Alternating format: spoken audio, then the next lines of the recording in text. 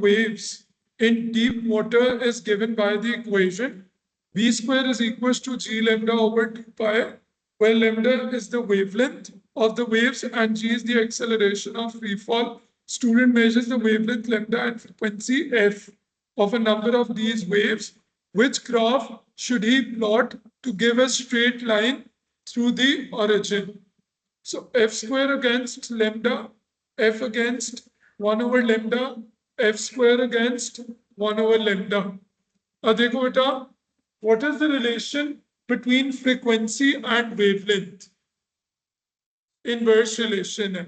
So हमें ये पता है कि frequency is inversely proportional to wavelength. So अगर मैं ग्राफ प्लॉट करता हूं, ये पकड़ लो चलो. अगर तो मैं ग्राफ एक प्लॉट करता हूं जिसमें so if we take frequency on the y-axis और अगर मैं 1 over lambda लेता हूं x-axis पे, so इसका जो ग्राफ होगा it will be a straight line graph that will pass through the origin. So अगर मैं frequency और normal wavelength का ग्राफ लेता हूं तो इनका जो ग्राफ है वो inverse relation है with a decreasing curve.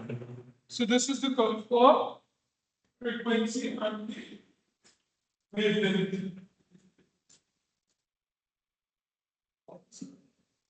Okay, is it clear? ये समझ आ गई? Question number 22. The stress strain graphs for loading and unloading 4 different materials are shown. Which materials exhibits purely elastic behavior? अभी हम कल हमने डिस्कस किया था, तो इसका आंसर बी है, क्योंकि स्ट्रेस जब लोड होगा, कंप्लीटली लोड होगा और लोड होने के बाद वापस अनलोड होगा, तो it will return back to its original state. तो जैसी उसकी शेप पहले थी वो वापस वैसी ही हो जाएगी. सॉरी, कौन सा? सो प्योरली इलास्टिक बिहेवियर ये बी है. प्लास्टिक बिहेवियर वो आपके पास ए है, क्योंकि ये लोड होने के बाद when you unload it, so it will not return to its original state. Sorry? Sir जी जी. सर इससे जो पिछला एमसीक्यूज है वो आपने कैसे किया है? वो तो डायरेक्ट रिलेशन नहीं है. किसका? फ्रीक्वेंसी और वेवलेंथ का? नहीं जी. नहीं, फ्रीक्वेंसी और वेवलेंथ जो है they both are inversely proportional to each other. अच्छा, वैसे हमने ये तो नॉर्मली होता है ना, अगर हम v is equals to f lambda के लिए देखें. अब यहाँ पे जो एक्सप्रेशन दिया हुआ है उसमें v स्क्वायर दिया हुआ है, तो अगर मैं v की जगह यहाँ पे क्या कहते हैं f पुट कर देता हूँ, तो f lambda पुट कर देता हूँ, तो f lambda का square will be equals to g lambda over 2 pi, और यहाँ से ये आ जाएगा f square lambda square is equals to g lambda over 2 pi. अब यहाँ से ये f square इधर रहने देता हूँ, तो g lambda over 2 pi lambda square, तो ये lambda इसके स्क्वायर से cancel out, f square is equals to g over 2 pi lambda. अगर मैं नॉर्मली इस रिलेशन के लिहाज से देखूं ना, v is equals to f lambda के लिहाज से, ठीक है, और अगर मैं ये कह दूं कि ये स्पीड इसकी कांस्टेंट है, तो उसके लिए तो फ्रीक्वेंसी और वेवलेंथ डायरेक्टली इनवर्स है, बट उसने हमें रिलेशन दिया हुआ था एक्चुअली.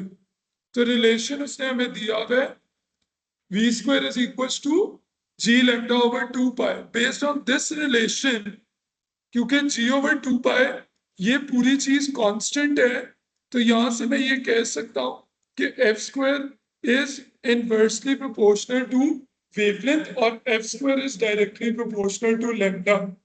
तो इस फॉर्मूला के लिए, ठीक है, अगर इस फॉर्मूला के अकॉर्डिंग देखूं तो फिर y एक्सिस पे I should have taken f square and on the x axis I should have taken wavelength. Then it would have given me a straight line graph passing through the origin. So for question number 21, the answer is D. मैं एक दफा दोबारा बता देता हूँ, ठीक है? मैं ये वाला इरेज कर देता हूँ ताकि आप लोगों को, ये जो मैंने बनाया था ये तब है अगर स्पीड कांस्टेंट हो. The speed of v of wave in deep water is given by this equation. ठीक है? सो ये हमें दिया हुआ था उसने. अब आप अगर गौर करो बेटा, तो इसमें v की जगह if I substitute f lambda और f लेमडा के बाद इसका स्क्वायर लेता हूँ, f square lambda square is equal to g lambda over 2 pi. ठीक है? और f स्क्वायर को सब्जेक्ट बना लिया तो g lambda over 2 pi lambda square, ये लेमडा स्क्वायर से कैंसिल आउट तो g ओवर 2 पाई लेमडा. अब क्योंकि ये चीज कांस्टेंट है तो f square is inversely proportional to wavelength और f square is directly proportional to 1 over lambda. तो उसके लिए y एक्सिस पे if we take f square and on the x axis if we take 1 over lambda, तो इसका जो graph होगा it's going to be straight line graph. और अगर इस रिलेशन के लिए मैं एफ स्क्वायर और लेमडा का रिलेशन लेता हूं तो ये इस तरह का डिक्रीजिंग कर्व बनेगा. हमने रिलेशन पे गौर करना था बेसिकली. ठीक है, ये क्लियर है? So this is question number 21. फिर क्वेश्चन 22 हमने डिस्कस कर लिया. Now for question number 3. The diagram illustrates position of particles in a progressive sound wave at one instant in time. The speed of the wave, उसने किसका ये shape दी हुई है? Sound wave. तो साउंड वेव में we have compression and rarefaction. अब आप मुझे एक बात बताओ, ये जो पॉइंट P है, पॉइंट P पे कंप्रेशन है कि रेयरफैक्शन है? कंप्रेशन. और पॉइंट Q पे रेयरफैक्शन है, राइट? सो यहाँ पे रेयरफैक्शन है. अब अगर जी जी अस्सलाम वालेकुम सर, कैसे हैं आप? ठीक है. सो कंप्रेशन और ये रेयरफैक्शन और ये दोबारा कंप्रेशन, जो एक वेवलेंथ होती है पूरी वो कंप्रेशन से लेके कंप्रेशन तक है. तो यहां से लेके यहां तक लेमडा है और यहाँ P से Q तक क्या होगा? Lambda by 2, right? तो अगर मैं वेवलेंथ निकालूं लेमडा बाई 2 L के इक्वल है. सो लेमडा किसके इक्वल है? 2L. So what is an expression for the frequency of the wave? V is equals to F lambda, F is equals to V over lambda. Speed इसकी V है और lambda उसका 2L की equal है. एक बार से sofa पकड़ लो. सो F is equals to V over 2L. तो आपके पास ये 23rd का आंसर A होगा. ठीक है? अच्छा, ये क्लियर है? जहां पे कुछ थोड़ी न्यूमेरिकल या इस तरह की चीजें हैं प्लीज इनको एक दफा लिख के दो. मैं कल भी कह रहा था ताकि आप लोगों को ये चीजें ये याद रहें. ठीक है? अच्छा, so let's just discuss question 24. A wave moves along the surface of the water. The diagram shows the variation of displacement S with distance along the wave at time t is equals to 0. Which graph best shows the variation with time t of the displacement S on the point P on the wave? ठीक है? अब वो आपसे एक चीज कह रहा है कि a wave moves along the surface of water. ठीक है? The diagram shows the variation of displacement S. ठीक है? The diagram shows the variation of displacement S with distance along the wave at t is equals to 0. Which graph best shows the variation with t of the displacement S of point P? तो पहली बात तो ये कि he is talking about the displacement of point P. ठीक है? सो ए नहीं है। अच्छा, अब एक चीज है, पॉइंट पी से अगर लेट्स से ये मूव कर रहा है, ठीक है, यहाँ पे इतने रीजन के लिए जो इसका डिस्प्लेसमेंट है, ठीक है,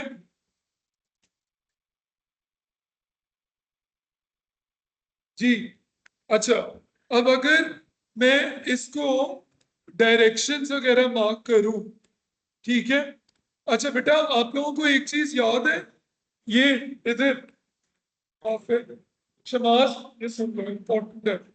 मैंने आप लोगों को जब नीचे से ऊपर जाता है तो पार्टिकल्स नीचे की तरफ एक्ट कर रहे होते हैं, ऐसे ही है। जब ऊपर से नीचे आता है तो ये डायरेक्शन होती है पार्टिकल्स की। अब आप एक चीज देखो, तो इसी तरह जब नीचे से क्या कहते हैं ऊपर जा रहे हैं तो इसकी ये डायरेक्शन है और यहाँ पे ऊपर। अब देखो, यहां से स्टार्ट हुआ है पॉइंट पी से, शमास, पॉइंट पी से स्टार्ट हुआ है। अब आप मुझे ये बताओ, इधर से लेके ये यहां तक इसकी डायरेक्शन एक ही है, ऐसे ही है, इसकी डायरेक्शन एक ही है, मतलब एक ही तरफ जा रहे हैं। अब अगर मैं पी से इसका डिस्प्लेसमेंट का ग्राफ शुरू करता हूं, ठीक है, तो एक चीज तो ये साफ है कि ये जीरो से स्टार्ट नहीं होगा, राइट। और अब यहां से ये ऊपर की तरफ जा रहे हैं, ऊपर की तरफ हमने इसको पॉजिटिव लिया हुआ है, ठीक है, तो इसका मतलब है पॉजिटिव से स्टार्ट होना है, तो ये वाला भी नहीं है। अब या तो ए है या डी है। अब देखो, अब यहां से लेके यहां तक के लिए उसकी डिस्प्लेसमेंट की डायरेक्शन सेम है, तो इसका मतलब है यहां से लेके यहां तक डिस्प्लेसमेंट शुड बी पॉजिटिव। सो इस पॉइंट से इधर तक डिस्प्लेसमेंट इज पॉजिटिव, फिर यहां से लेके यहां तक डिस्प्लेसमेंट नेगेटिव है, ठीक है। तो अगर आप गौर करो तो इसमें थोड़े टाइम के बाद ही डिस्प्लेसमेंट नेगेटिव हो गया था, तो जो डी है इसमें यहां से यहां तक डिस्प्लेसमेंट पॉजिटिव और उसके बाद नेगेटिव हो गया, और फिर उसके बाद हमने कहा था दोबारा से पॉजिटिव शुरू हो जाएगा। तो ये समझ आई है। तो आपने डायरेक्शन देखनी है पार्टिकल की। सो जब ऊपर से नीचे आ रहा है तो अपवर्ड है। आपने ये गौर किया है कि पॉइंट पी से लेके यहां तक अपवर्ड है, डिस्प्लेसमेंट पॉजिटिव है। यहां से लेके यहां तक डिस्प्लेसमेंट नेगेटिव है, क्यों? क्योंकि एरोस की डायरेक्शन ऑपोजिट है, ठीक है। तो इसमें इतने के लिए पॉजिटिव दिए और उसके बाद उसका नेगेटिव दे दिए, तो ये गलत है। इसका मतलब है कि the correct answer is D. Now, for question number 25, in an experiment to determine the wavelength of sound in air, a stationary wave is set up in an air in column. अच्छा, जल्दी से मैं एक recap दे देता हूं कि what is a stationary wave. Stationary wave बड़ी आसान है। स्टेशनरी वेव का मतलब ये है, मेरे पास एक वेव ये ट्रैवल कर रही है, ये वेव है, और आगे एक रिफ्लेक्टिव सरफेस आ जाता है और ये वेव रिफ्लेक्ट हो जाता है। और जब ये रिफ्लेक्ट होती है वापस, तो ये इस तरह से पाथ फॉलो कर रही होती है, ठीक है। ये बात समझ आई। सो ये रिफ्लेक्टेड वेव है, ओके।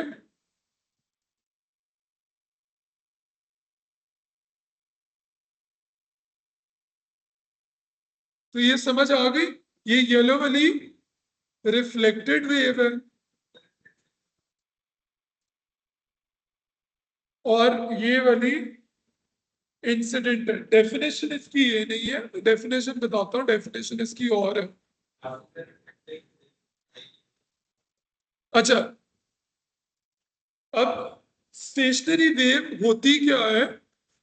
स्टेशनरी वेव का मतलब होता है कि when two waves are traveling in the opposite direction and they meet at a point, the resultant wave has an amplitude which is zero.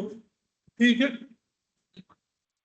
Okay, सो अब आपके पास क्या है? Stationary wave, two waves traveling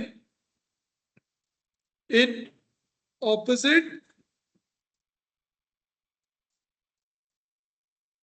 inshallah direction meet at a point. मैं करवाऊंगा sir, ठीक है?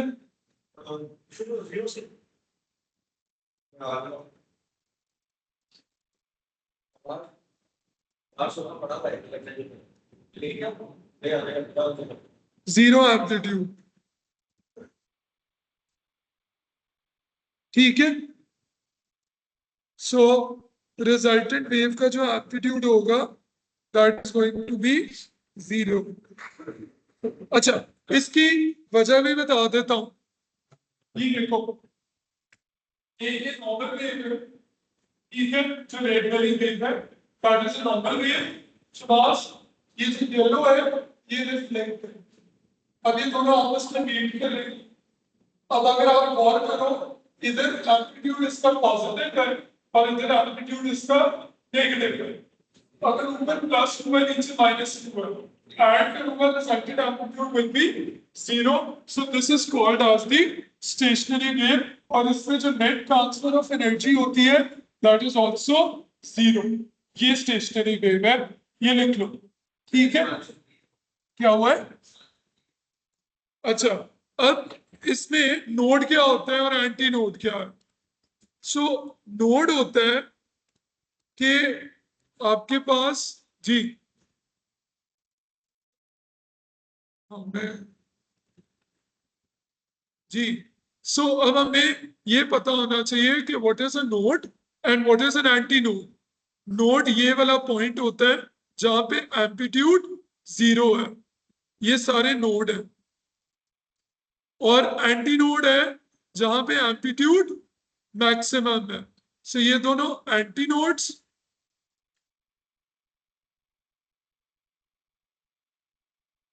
ठीक है, और ये वाला नोड है। सो नोड से लेके नोड तक का जो डिस्टेंस होता है वो हाफ साइकिल है ना, तो हाफ वेवलेंथ मतलब लैम्डा ओवर 2, और एंटी नोड टू नोड होता है lambda over 4। Node to node जो डिस्टेंस है वो हाफ वेवलेंथ, नोड से एंटी नोड कितना होता है? Quarter wavelength. ये देखो, ये है ना, तो क्वार्टर बनता है पूरे साइकिल का। और अगर antinode to antinode है तब भी लैम्डा ओवर 2 हाफ साइकिल बनता है, ठीक है? अब वो कहते हैं in experiment to determine wavelength of sound in air, the stationary wave is set up in a Thursday को in air column, ठीक है? In an air column the distance between a node and an adjacent anti-node is L. So node और anti-node के दरमियान का उसने distance दिया हुआ है L है। What is the wavelength of the sound wave? देखो, नोड से एंटी नोड तक का जो डिस्प्लेसमेंट है वो डिस्टेंस है वो L है, और नोड से एंटी नोड तक कितनी वेवलेंथ कवर होती है? Lambda by 4। तो यहां से लेमडा किसकी इक्वल है? 4L के। तो 25 का आंसर क्या होगा? डी। ये समझ आई? ये लिख लो। अरे स्टेशनरी वेव की भी लिख लो, ये डायग्राम भी ड्रॉ करो, और ये क्वेश्चन का जो है ना ये अरे ये लिख शेरी और कोई बात क्या ये समझ नहीं आया स्टेशनरी वेव वैसे नहीं समझ आया कि क्या है समझ आया मैं आया सिंपल है इस तरह अच्छा चलो खैर ठीक है ये लिख लो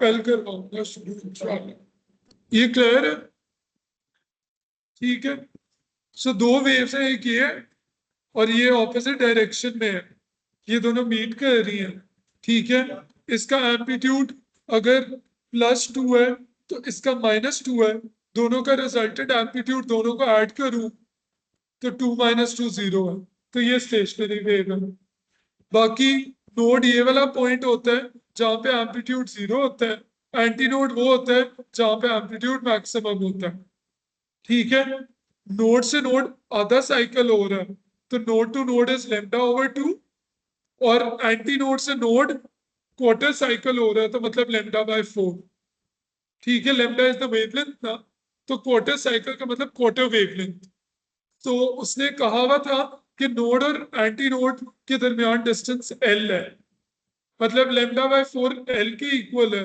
तो यहां से लैम्डा किसके इक्वल होगा 4L बस समझ आइए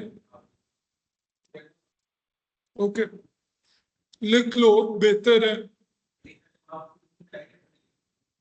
हाँ जी ये समझ आ गया आप दोनों को तैमूर जैन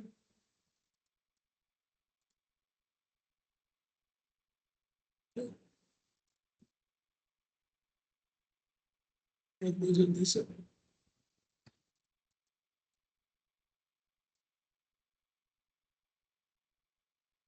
इस तरह से कम से कम ये छोटे छोटे चंक्स जो है ना ये साथ साथ समझ लो ताकि आप लोगों को उसकी एप्लीकेशन भी पता लगेगी कि how we are suppose to use the concepts of waves और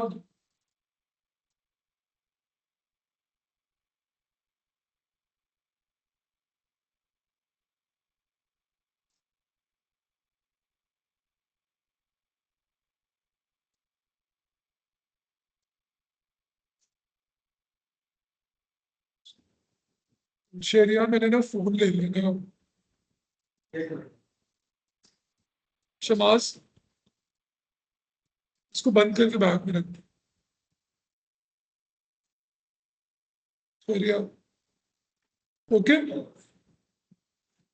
कर ली मैं ये वाली फाइल भी वैसे ग्रुप में शेयर कर दूंगा ठीक है बाद में अगर चलो ठीक है तो बाद में देख लेंगे okay question number 26 in one of the first experiments to demonstrate to demonstrate the Doppler's effect, a train was filled with trumpeters all playing a note of frequency 440 hertz. So trumpeters की frequency दी हुई है मतलब source की frequency दी हुई है source की formula लगना है यहाँ पे The difference in the observed frequency of the note as the train directly approached a stationary observer was 22 hertz. ठीक है अच्छा डॉपलर इफेक्ट वैसे क्या था ये एक गाड़ी है एक पर्सन इधर खड़ा हुआ है पर्सन ए और एक पर्सन इधर खड़ा हुआ है पर्सन बी ये गाड़ी में स्पीकर लगा हुआ है और साउंड प्रोड्यूस हो रहा है ये साउंड वेव्स हैं जो दोनों ऑब्जर्वर्स की तरफ ट्रैवल कर रही है अच्छा दोनों इक्वली मतलब डिस्टेंस में खड़े हुए हैं तो दोनों के लिए जो साउंड की वेवलेंथ है वो सेम है और frequency of sound heard by both will also be equal अब अगर मैं आपसे ये कहता हूं कि गाड़ी बी की तरफ जा रही है तो बी के लिए जो साउंड की वेवलेंथ है वो कम हो जाएगी और ए के लिए वेवलेंथ ज्यादा हो जाएगी और फ्रीक्वेंसी पे क्या होगा फ्रीक्वेंसी उलट हो जाएगा, ऑपोजिट हो जाएगा। सो इसकी वेवलेंथ कम हो गई, लेम्डा माइनस डेल्टा लेम्डा, मतलब कम हो रही है वेवलेंथ, पर फ्रीक्वेंसी इसकी ज्यादा हो जाएगी। इसकी वेवलेंथ बढ़ रही है और इसकी फ्रीक्वेंसी कम हो रही है। तो इसके लिए टूवर्ड्स है और इसके लिए अवे है, अवे फ्रॉम द ऑब्जर्वर। अब हमारे पास दो मतलब फॉर्मूलाज होंगे, हमें ये पता होना चाहिए कि टूवर्ड्स है तो फिर कौन सा फॉर्मूला, और अगर अवे है तो फिर कौन सा। जनरल फॉर्मूला क्या होता है, v over v plus minus v S into F S. F not होती है ऑब्जर्वर की, ठीक है। सो अगर तो टूवर्ड्स है तो फ्रीक्वेंसी बढ़ रही है तो माइनस होगा, और आपने ठीक कहा है अवे है तो प्लस होगा, टूवर्ड्स है तो माइनस। तो v over v minus V S into F S, और अवे के लिए v over v plus V S into F S, ठीक है। एफ ओ क्या होता है, ऑब्जर्वर की फ्रीक्वेंसी, एफ एस होता है सोर्स की फ्रीक्वेंसी, ठीक है। F o is observer frequency, f s है सोर्स की फ्रीक्वेंसी, वी होती है speed of sound in air या जो भी मीडियम है, स्पीड ऑफ साउंड, और वी एस होता है स्पीड ऑफ सोर्स। अब हमने, आप मुझे ये बताओ कि in one of the first experiment demonstrate the Doppler effect, train was filled with trumpeters all playing a note of frequency 440 hertz। मतलब कि सोर्स की फ्रीक्वेंसी दी हुई है 440 hertz। The difference in observed frequency of the note as the train directly approached a stationary observer। तो अगर towards जाएगा तो observer की फ्रीक्वेंसी में प्लस होगा, तो ऑब्जर्वर की फ्रीक्वेंसी क्या होगी, उसने क्योंकि कहा है ना कि डिफरेंस दिया हुआ है कि ये चेंज आया है फ्रीक्वेंसी में, तो 440 प्लस 22 करेंगे तो ऑब्जर्वर की फ्रीक्वेंसी है 462 हर्ट्ज, वी दिया हुआ है 340, eight which speed was the train moving. तो हमने ये फॉर्मूला यूज करना है, F not is equals to v over v minus vs into fs। fo की जगह आ जाएगा 462, v की जगह 340, 340 माइनस vs into fs कितना है 440, और ये उधर जाकर मल्टीप्लाई कर दो 340 माइनस vs, और 462 इधर लाके डिवाइड कर दो। ये मुझे बताते हो कि क्या आता है आंसर इसका, 340 into 460 over 462, ये कितनी आ रही है। फिर जो आंसर आएगा लेफ्ट पे ले जाके 340 से माइनस कर दोगे, ठीक है।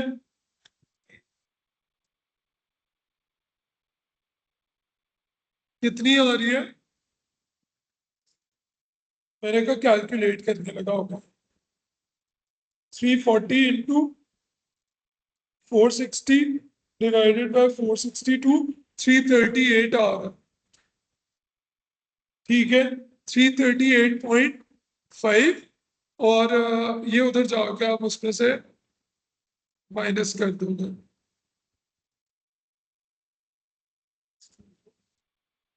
yes, 26।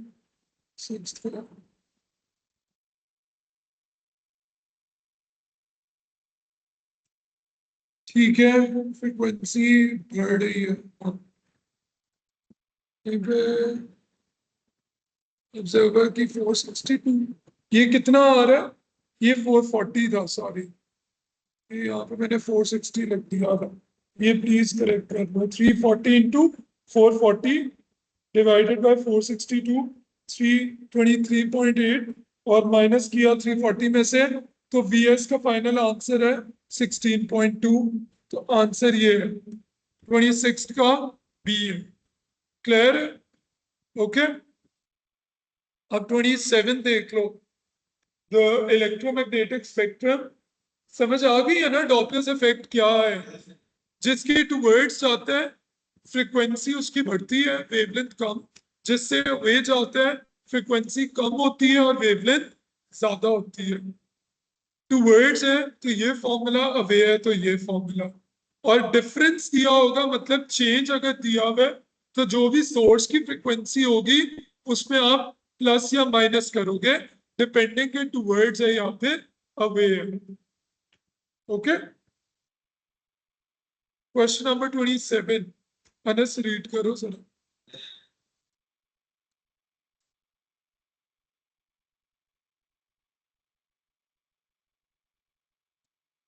Okay, electromagnetic spectrum consists of waves with different wavelengths, which Rho correctly identifies regions of electromagnetic spectrum. GXU, VIMR. याद है सीक्वेंस इलेक्ट्रोमैग्नेटिक वेव्स का? GXU, VIMR। सबसे ज्यादा वेवलेंथ किसकी होती है? रेडियो की।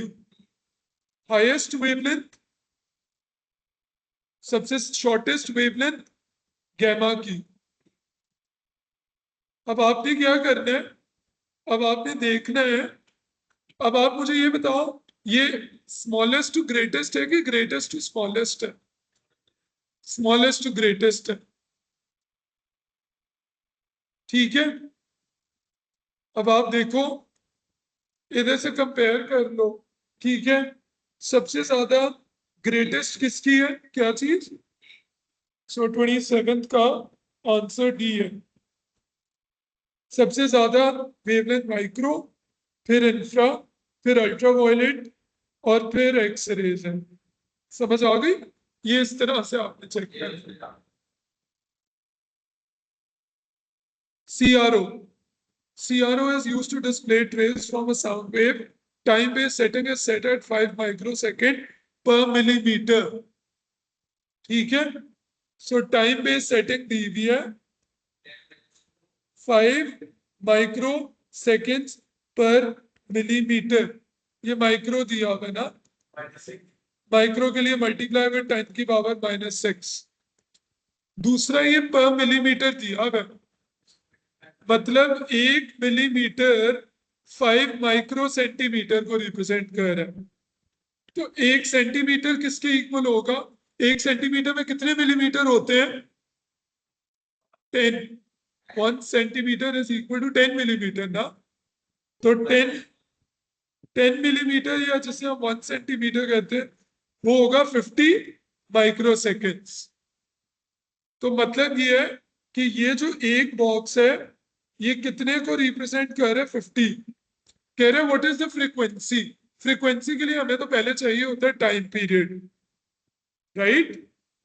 अगर मैं गौर करूं, वेव यहां से लेके ये यहां तक, ये क्या है? एक पूरा टाइम पीरियड है। इसमें कितने बॉक्सेस हैं? 1 2 3। एक अगर 50 के इक्वल है तो 3 किसके इक्वल होंगे? 150 माइक्रो सेकेंड्स। तो टाइम पीरियड है 150 माइक्रो सेकेंड्स। फ्रीक्वेंसी का फॉर्मूला होता है 1/टाइम पीरियड। तो 150 माइक्रो की जगह आ गया 10 की पावर -6। तो इसे आप कैलकुलेटर में पुट करो। ठीक है, 10 की पावर 6/150। ठीक है, डिवाइडेड बाय 150, तो वी गेट टेट्रा 6.7 हर्ट्स। अगर किलो में आंसर लिखना है तो किलो में ये क्या होगा? 1000 से डिवाइड 6.67 किलो हर्ट्ज बनता है। तो आंसर है इसका सी। समझ आ गई? This is how we do it. ये क्लियर है? कोई कंफ्यूजन तो नहीं है? सॉरी,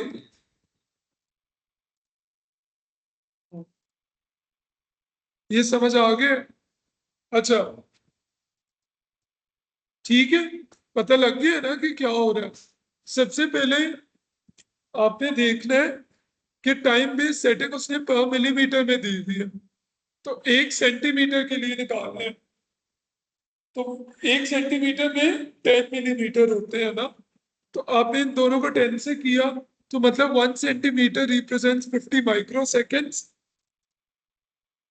एक पूरी वेव में 3 बॉक्सेस में कवर हो रही है, ठीक है। तो आपने 3 से उसको मल्टीप्लाई कर देना है, तो वो 150 आ गया, ठीक है, माइक्रो सेकेंड्स। फिर फ्रीक्वेंसी का फॉर्मूला 1/T, और उसमें वैल्यूज पुट करके आंसर निकला, ठीक है।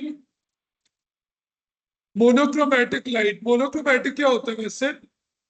Light with a single wavelength, ठीक है।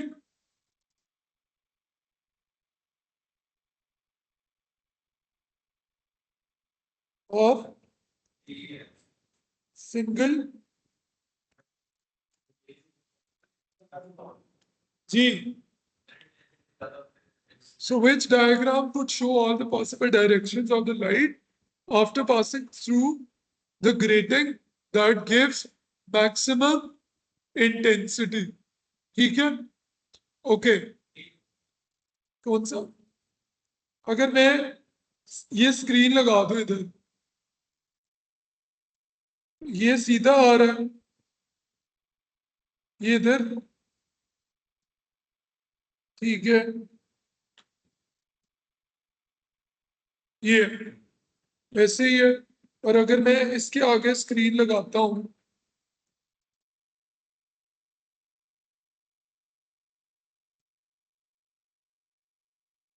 ये है। एक बात मुझे ये बताओ, ये जीरो ऑर्डर है, ये फर्स्ट ऑर्डर है, और ये सेकंड ऑर्डर है।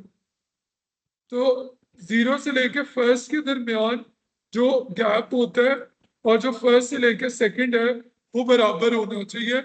तो ये वाला गैप तो इक्वल ही नहीं है, इसीलिए ये नहीं है, ठीक है। बाकी first order, second order, zero order तीनों प्रोड्यूस होने हैं, तो आंसर सी है। इसमें सेकंड ऑर्डर है ही नहीं, और इसमें जीरो ऑर्डर और सेकंड दोनों ही नहीं है, तो इसका आंसर सी है। समझ आई? स्लिट वाला कॉन्सेप्ट था, ठीक है। तो इसकी गैप्स और स्पेसिंग से पता लग जाता है कि स्पेसिंग अगर बराबर आ रही है, तो इसका मतलब ये है कि आपके पास इसकी फ्रिंज सेपरेशन या गैप बराबर होगी। शमाजी रीड करो 30th।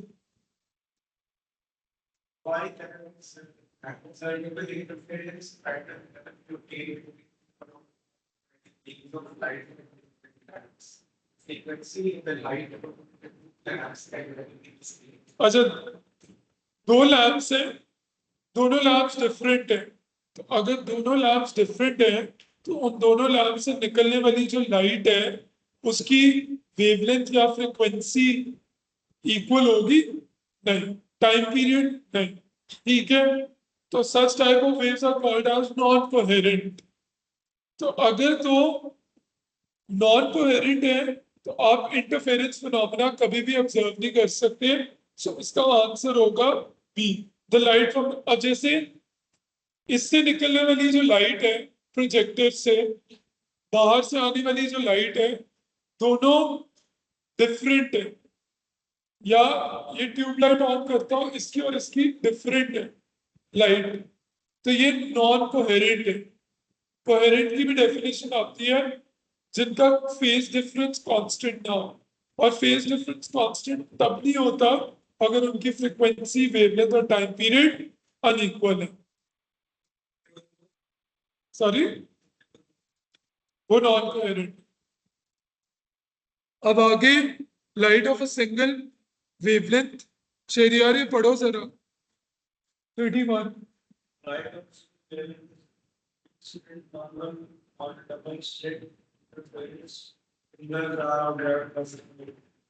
Interference fringes are observed on the screen.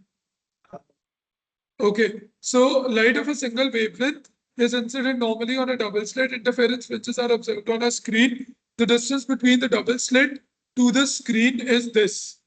तो ये कैपिटल D दिया हुआ है. And the fringe separation is this. कहते हैं distance from double slit to the screen increases by 0.9 meter. तो न्यू डिस्टेंस कितना है? 0.6 प्लस 0.9 1.5. इंक्रीजेस बाय बोला है उसने, मतलब पहले वाले में ऐड हो गया ये डिस्टेंस. कह रहा है बताओ x की नई वैल्यू क्या है. हमें तो पहले d और x का रिलेशन पता होना चाहिए. फॉर्मूला याद है, lambda is equal to ax over d. इसको मैं लिख सकता हूं d is equal to ax over lambda. ठीक है, इतने ही होंगे. a और लैम्डा आपके पास ये कांस्टेंट है, तो अगर मैं ये कह सकता हूं कि d is directly proportional to x. ये फॉर्मूला मैंने कहा था ना, ये याद रखना इंपॉर्टेंट है. अच्छा, अब दो क्वांटिटीज अगर तो डायरेक्टली प्रोपोर्शनल है तो मैं रेशियो मेथड लगा सकता हूं इन पे. जब d 0.6 है तो x 1.8 मिलीमीटर है. तो जब d 1.5 मीटर है तो x कितना होगा? क्रॉस मल्टीप्लाई, x x है, क्रॉस मल्टीप्लाई कर दो. 1.8 इंटू 0.5. अब क्योंकि ये x मिलीमीटर में है तो आपके पास जो x आएगा वो भी मिलीमीटर में है. कैलकुलेटर में इसको पुट कर लो तो आपके पास आंसर निकल आएगा C 4.5 मिलीमीटर. ये क्लियर है? समझ आ गई? तो सबसे पहले फॉर्मूला देखो, lambda is equal to ax over d. So d को सब्जेक्ट बनाया, d is equal to ax over lambda. d और x is directly proportional. a होता है स्लिट्स के दरमियान distance, lambda is the wavelength. वो दोनों कांस्टेंट है. तो d और x में रेशियो लगाएंगे. when d is 0.6 meter, x 1.8 millimeter है. when d is 1.5, x is x. Cross multiply कर दो और सॉल्व किया तो x की वैल्यू आ गई 4.5 मिलीमीटर. ठीक है, हाँ जी. अगला रीड करो शहरियार, ये रीड करो जरा.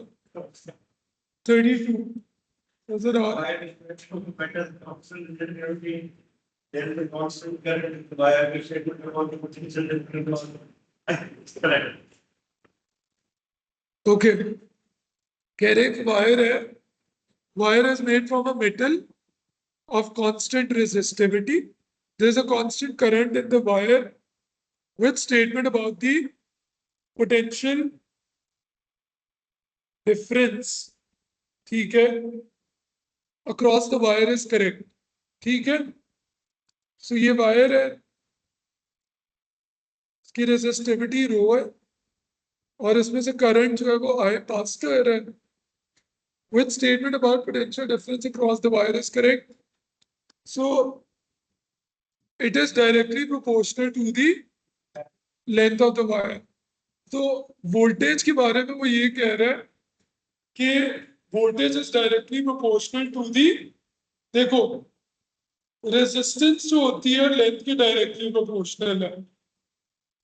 ओ V is equal to IR वाला जो फॉर्मूला है उसने कहा है I कांस्टेंट है. इसका ये मतलब है कि V is directly proportional to R, and since R is directly proportional to L, so it means कि जो voltage है, क्योंकि potential difference is actually the voltage, so potential difference is directly proportional to the length of the wire.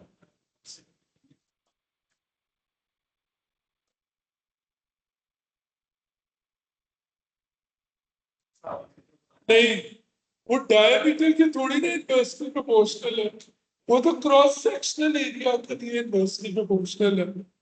तो area में तो पाई d square over 4 आ जाते हैं ना. इनवर्सली प्रोपोर्शनल तो वो डी स्क्वायर के इक्वल होता है, ना कि डायमीटर पे। समझ आई? 33 the IV characteristics for 3 electrical, देखो पांच MCQs, ऑलमोस्ट 5 से 6 MCQs वेव्स के होंगे, ठीक है, इतने ही आप कह लो इलेक्ट्रिसिटी के लिए।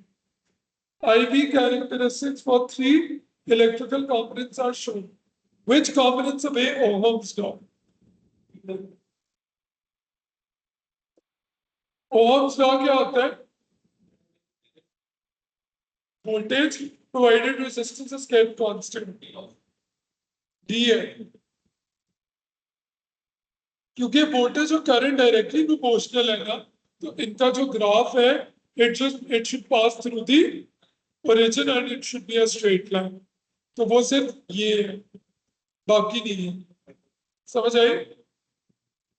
34 resistor of resistance 200 ohm is connected to a supply that has a potential difference of 4 volt. How many electrons enter the resistor in 4 seconds? ठीक है, so resistance दी हुई है, voltage दी हुई है, करंट निकल आएगा I is equals to V over R,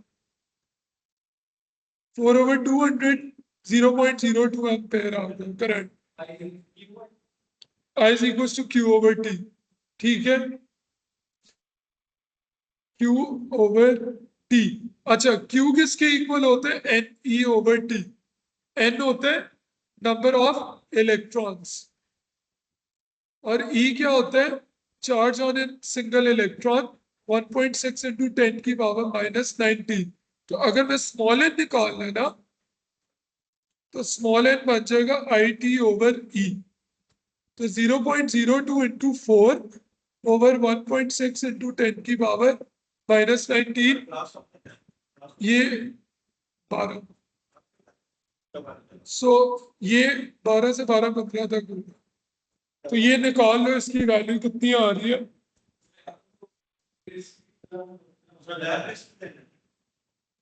Thursday को होगी, डबल होगी, बहुत इंपॉर्टेंट है, please don't miss the lab. 10 से 12 ये इंपॉर्टेंट है, बस दोनों सवाल इंपॉर्टेंट है।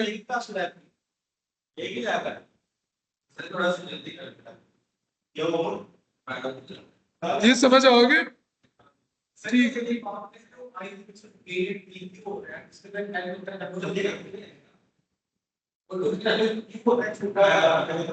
करंट, ठीक है, cross sectional area, number density, drift speed, और ये क्यू है, ये charge of electron.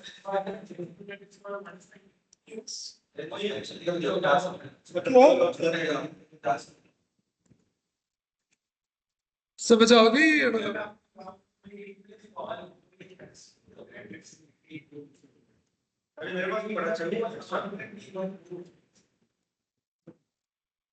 The diagram वो कनेक्शन के लिए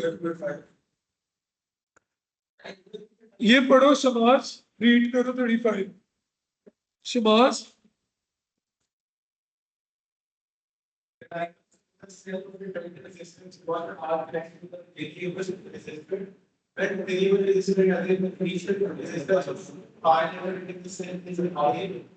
And the fundamental potential difference across the cell is B. The critical resistance but as the new current is cell and the personal function of the system. I heard it. हाँ, I heard it. I heard it. ये ज्यादा मुझे अच्छा लगता है।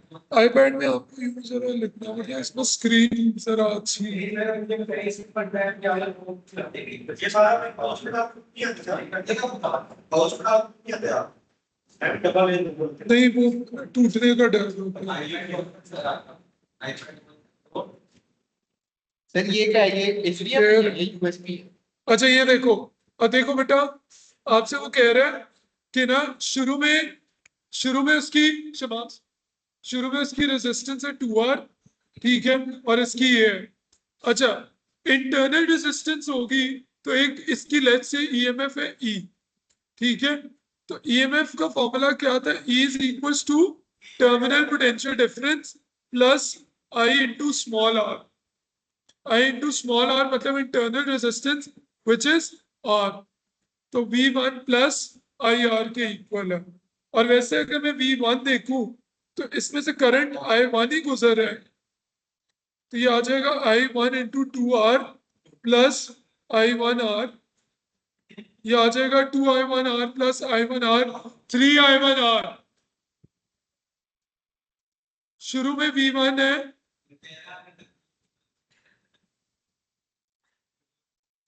To I1R, ठीक है। ये है, कहते हैं वेरिएबल रेजिस्टर की रेजिस्टेंस इंक्रीज करके 4R हो गई। सो what is the new current in the set, EMF उतनी है, ई की जगह 3I1R और टर्मिनल पोटेंशियल डिफरेंस चेंज हो जाएगी। तो और ये पोटेंशियल डिफरेंस होगी, लेट्स से न्यू करंट है I into 4R plus I into 1R। ये आएगा 4I1 प्लस IR 5IR। कल करेंगे परसों से। ये उधर जाके डिवाइड करेंगे 5 और R कैंसिल आउट। 5 इधर ले आया था मैं, 3/5 आ जाएगा 0.6। तो करंट निकल आया। वो कह रहे what is the new current and the new potential difference. ये न्यू पोटेंशियल डिफरेंस था, I की जगह 0.6 I1 इंटू 4R। ये आ जाएगा 4 इंटू 0.6 इज 2.4 I1R। तो अब अगर मैं गौर करूं तो इसको मैं 2 से मल्टीप्लाई कर रहा हूं और इसको पूरे को डिवाइड, ठीक है। तो ये आ जाएगा, ये 2I1R किसके इक्वल है, V1। तो V2 इज 1.2 टाइम्स V1। तो आपके पास आंसर है डी। समझ आइए, ये देखो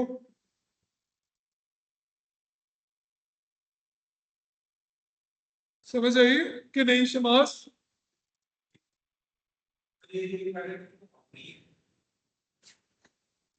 एक दफा दोबारा रिकैप दे देता हूं। ये इक्वेशन काफी यूज होती है थेवेनिन रेजिस्टेंस। ये is equal to terminal potential difference plus I into this. इसमें से I1 गुजर है, I1R इसकी वोल्टेज, इसमें से भी I1 गुजर है, I1 प्लस ये 3I1R इसकी फिर V1 इसके क्रॉस वोल्टेज है, इसमें से I1 और 2R है, I1 into 2R into I1R। फिर जब इसकी रेजिस्टेंस चेंज है, ईएमएफ कितनी है, 3R। इसमें से करंट न्यू जो गुजरेगा I और इसकी resistance 4R plus I into R, ये 5R डिवाइड, ये करंट निकलना, न्यू करंट निकलना। और new potential difference is equal to IR होता है। तो न्यू करंट ये और न्यू रेजिस्टेंस 4R है, ये आया एक्सप्रेशन। इसको 2 से मल्टीप्लाई और डिवाइड किया ताकि ये चीज को मैंने प्लेस करके V1 लिख दिया। तो V2 किसके इक्वल हो गए, 1.2 टाइम्स।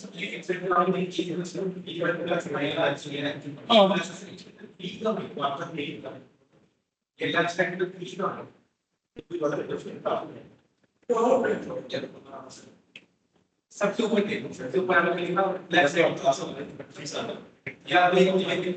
तो ये हमने छोड़ दी थी, इसके बाद उसके बाद ये काम इसी इक्वेशन में V1 is equal is V equals to I1 इसमें से करंट आएगा, और इस रेसिस्टेंस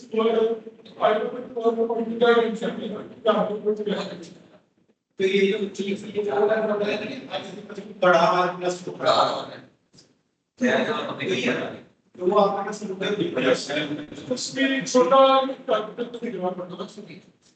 इसीलिए समझ आ गई जल्दी जल्दी से okay next Anas Sir? Read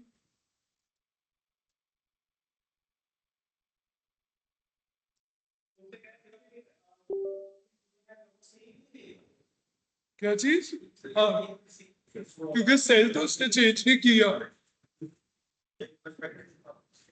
question number 36 a potentiometer circuit is used to determine the EMF EX of a cell.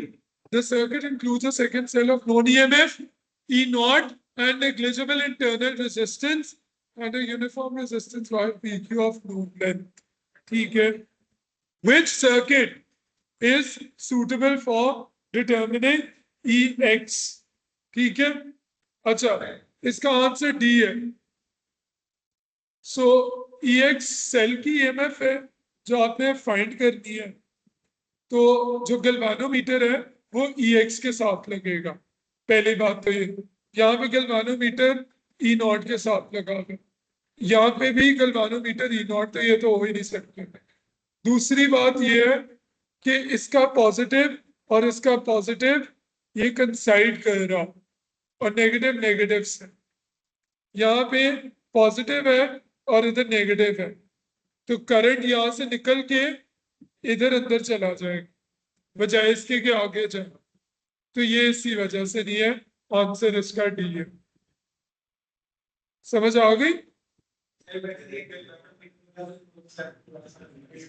Potentiometer में पर्पस होता है पोटेंशियोमीटर का to determine the EMF of a cell using the known EMF of a battery और another cell तो ये जो वो cell है जिसकी वोल्टेज हमें पता है ठीक है ये वो सेल है जिसकी वोल्टेज हमें नहीं पता इसकी वोल्टेज इससे या तो कम होगी या इसके बराबर हो सकती है रीजन उसकी है कि इनकी जो रेशो होती है ना वोल्टेजेस की रेशो वो इनकी लेंस के रेशो के इक्वल भी होता है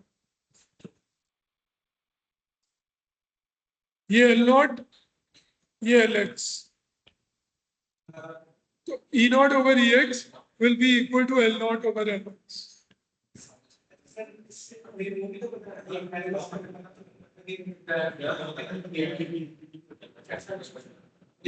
जहां पे गैल्वानोमीटर की रीडिंग 0 हो जाती है तो उसका ये मतलब है कि आपने ये रेशियो वाला पॉइंट अचीव कर लिया पहले गैल्वानोमीटर डिफ्लेक्शन शो करेगा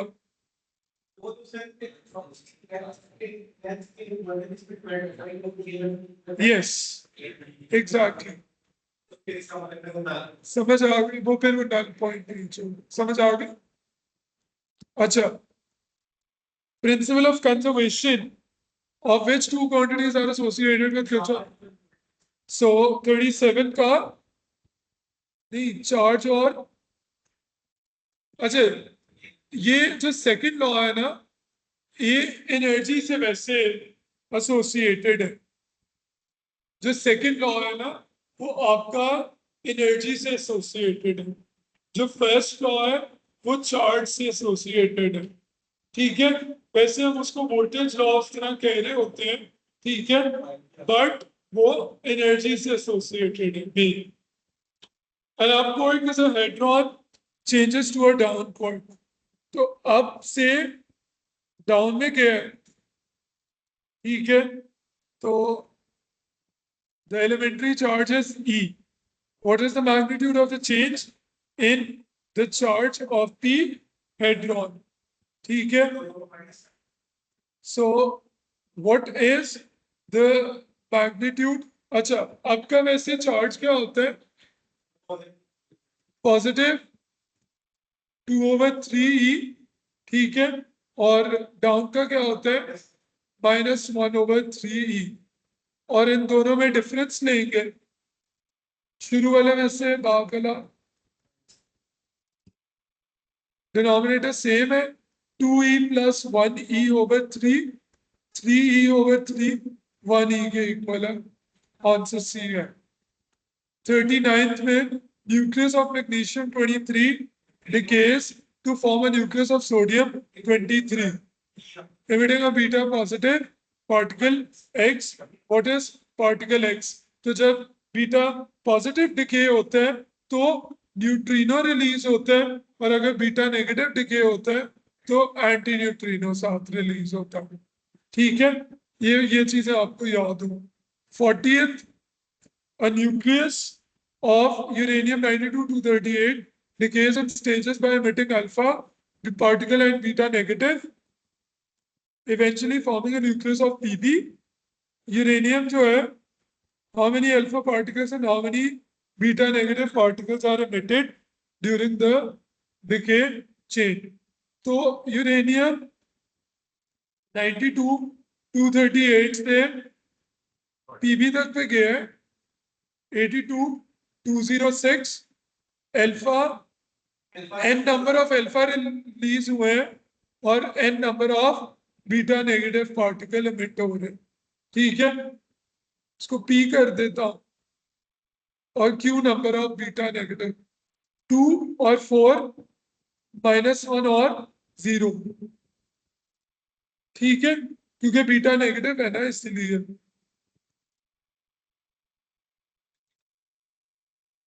पॉजिटिव 1 होता है नीचे और ऊपर 0 अब ये क्यू नंबर ऑफ वो है अब इनमें कितना डिफरेंस आया 92 माइनस 82 10 और इधर से कितना डिफरेंस आ रहा है 38 माइनस 36 नहीं ज्यादा नहीं 32